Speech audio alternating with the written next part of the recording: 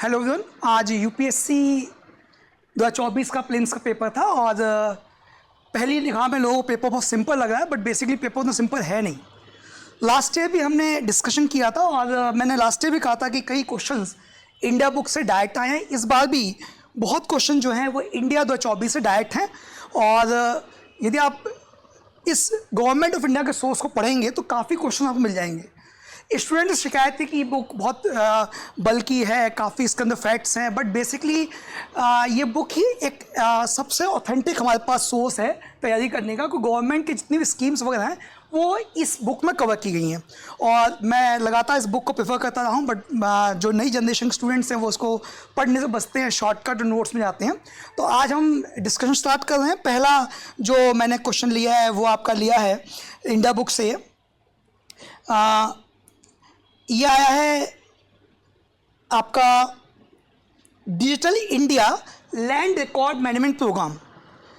ये क्वेश्चन में 3 स्टेटमेंट दिए हैं कि पहला ये कि central government provide 100% funding under scheme cadastral maps are digitised, और तीसरा ये है कि स्कीम में जो रिकॉर्ड्स हैं वो लोकल लैंग्वेज में रखे जाते हैं।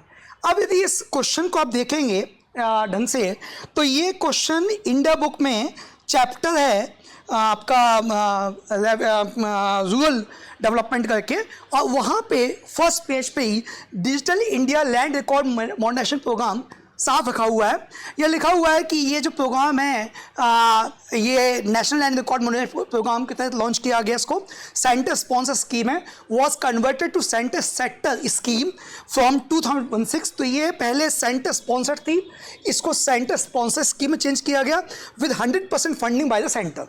तो एक स्टेटमेंट तो आप मिल गया जो क्वेश्चन में था। दूसरा स्टेटमेंट हम देखेंगे इसमें वो ये दिया गया है कि इसमें मैप्स का यूज़ किया जाता है लैंड रिकॉर्ड के मैनेजमेंट में। तो यहाँ साफ लिखा हुआ है कैडेस्ट्रल मैप्स डिजिटलाइज्ड फॉर्म में रखे जाते हैं।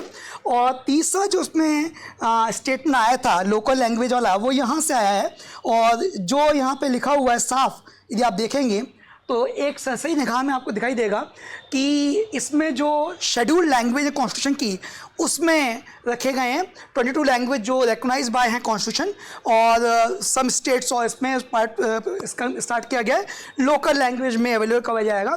तो तीनों स्टेटमेंट इस क्वेश्चन के सही हैं, और ये मेरे को दिखाने का मेन पर्पस ये था कि आप इंडिया बुक के महत्व समझें। ये प्रीलिम्स मेंस दोनों में ही बहुत फ़ायदेमंद है, बट क्या है कि स्टूडेंट बचते हैं और शॉर्टकट और नोट्स में ही बिलीव करते हैं, तो फिर हम इस तरह के क्वेश्चन में फंस जाते हैं। अगला क्वेश्चन जो आया हुआ है वो आया है पीएम श्रम योगी मानधन योजना, और ये क्वेश्चन भी यदि आप देखेंगे तो इसमें 3 स्टेटमेंट दिए हैं। पहला स्टेटमेंट दिया है कि इस स्कीम में जो इनरोलमेंट के लिए एज ग्रुप है वो 21 से 40 वर्ष है। इसमें एज स्पेसिफिक कंट्रीब्यूशन रखा गया है बेनिफिशियरीज के द्वारा, और जो भी सब्सक्राइबर्स होंगे इस स्कीम के तहत उन्हें मिनिमम पेंशन 3,000 रुपये दी जाएगी पर मंथ 60 साल की आयु के बाद। और चौथा स्टेटमेंट इसमें है फैमिली पेंशन भी इसमें एप्लीकेबल है स्पाउस और अनमैरिड डॉटर्स के लिए। तो ये 4 स्टेटमेंट्स में आए हैं। यदि आप इस क्वेश्चन को देखेंगे तो ये भी सीधा इंडिया बुक से है, और यदि आप इंडिया बुक में जाएंगे लेबर चैप्टर में तो वहाँ पे प्रधानमंत्री श्रम योगी मानधन साफ दिया हुआ। ये मैंने बाकायदा क्लास के अंदर करवाया था जब मैं सोशलॉजी क्वेश्चन करा था, तो ये मेरे क्लास के अंदर मैंने बच्चों को लिखवाया था कि बहुत इंपॉर्टेंट स्कीम्स हैं, तो उसमें ये सीधा बन गया है, और ये उसी समय की मार्किंग थी पूरी कंप्लीट। तो ये जो स्कीम है ये old age protection for unorganised workers के लिए enrolment under the scheme begins from 2019, ये सब बातें इसमें लिखी गई हैं। अब हम आते हैं जो हमारे स्टेटमेंट एग्जाम में आया वही आया कि voluntary and contributory pension scheme 50-50 basic where prescribed age specific contribution shall be made by the beneficiaries and the matching contribution by the center government as per guidelines। ठीक, तो एक तो ये बात होगी इसके अंदर। दूसरा हम जो आएंगे स्टेटमेंट वो ये कि इसमें मिनिमम एश्योर्ड पेंशन जो सब्सक्राइबर्स को मिलेगी वो मिनिमम रहेगी 3,000 पर मंथ। तो वो स्टेटमेंट दूसरा वाला था वो सही है आपका, ठीक। लेकिन 60 वर्ष का तो वो 60 वर्ष लिखा हुआ था तो ये सही है। फैमिली पेंशन का भी प्रावधान है, ठीक।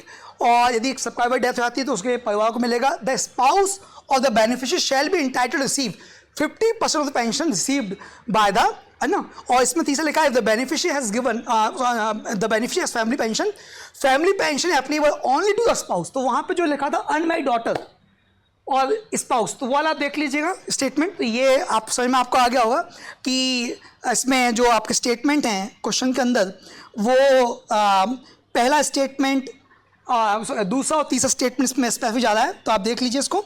ये सीधा इंडिया बुक के लेबर चैप्टर से क्वेश्चन बना है। अगली हम क्वेश्चन की बात करेंगे, वो आया है कि सरकार आर्मी के द्वारा एक ऑपरेशन स्टार्ट किया गया और उसमें रिमोट एरियाज से लोगों को लेकर उनके बेसिक नीड्स के लिए काम किया गया। तो ऑपरेशन संकल्प, ऑपरेशन मैत्री, ऑपरेशन सद्भावना, ऑपरेशन मदद, इस तरह से।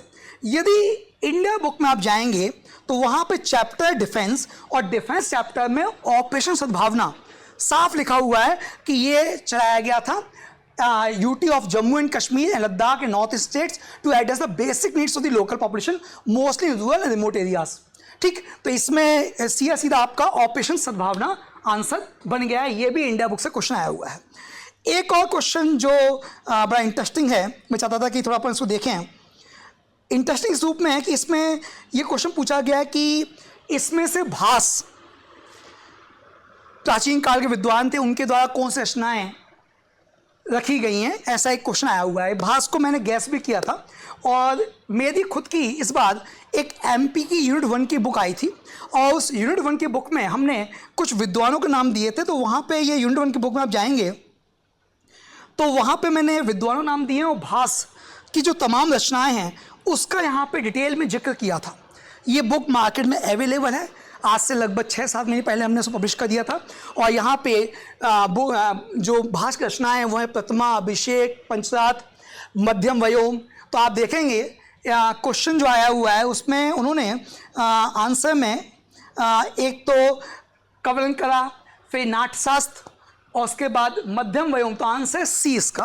और ये सीधे हमारी बुक से है, जो हमारी बुक मार्केट में है वहाँ से आया। मैं ये नहीं कहा कि बाकी जगह से नहीं है, बट मेरी बुक में हमने इसको कवर किया था और आप देखेंगे यूनिट बुक मार्केट में अवेलेबल है। इस प्रकार से जो मैंने अभी फर्स्ट मेरा जो रिएक्शन रहा पेपर देख के, पेपर देखने में सिंपल लग रहा है क्योंकि अधिकांश लोगों ने इसमें जो है महाभास आंसर लगाया है, बट इसका मध्यम व्योम आंसर है। तो मैंने ऐसे बहुत सारे क्वेश्चन आपको दिखाए और लगभग मेरे पास 70 क्वेश्चंस ऐसे हैं जिनके सोर्स अवेलेबल हैं और अभी मैं उनको 1 बाय 1 आपके सामने लेके आ रहा हूँ। फर्स्ट बार मैंने आपको 5-6 क्वेश्चन दिखाए जो टफ थे, जो लोगों से बने नहीं हैं, जिनके आंसर बहुत रेयर लोगों को मिलने वाले हैं, वो हमने आपको दिखा दिए। ठीक, तो इसकी कट ऑफ बढ़ेगी। लास्ट ईयर तो तुलना में पेपर सिंपल लग रहा है क्योंकि फैक्चुअल है, लोगों को लगा कि बहुत सिंपल चल रहा है, लेकिन यदि आप पेपर पर जाएंगे तो उसमें गलती होने की संभावना बहुत ज़्यादा है। तो कट ऑफ वही आपका 50 और 52, 53 इसी का आसपास रेंज में रहेगा, ज़्यादा नहीं जाएगा। ठीक, क्योंकि पेपर उतना सिंपल भी नहीं है, बिल्कुल लगाया। तो हम आगे और मैं क्वेश्चन डिस्कस करूँगा इस सीरीज़ में। ये मेरा पहला रिएक्शन था पेपर को देखकर। ठीक है, थैंक यू। तो कई क्वेश्चंस मेरे सोर्स और बुक से आए हैं और ये केवल दिखाने तरीका पर्पस ये था कि आप जाने कि जो ऑथेंटिक डॉक्यूमेंट्स उन्हें पढ़ना कितना आवश्यक है, बजाय शॉर्ट ट्रिक और शॉर्ट रास्ते के कोई ज़्यादा फ़ायदा होना नहीं है। धन्यवाद।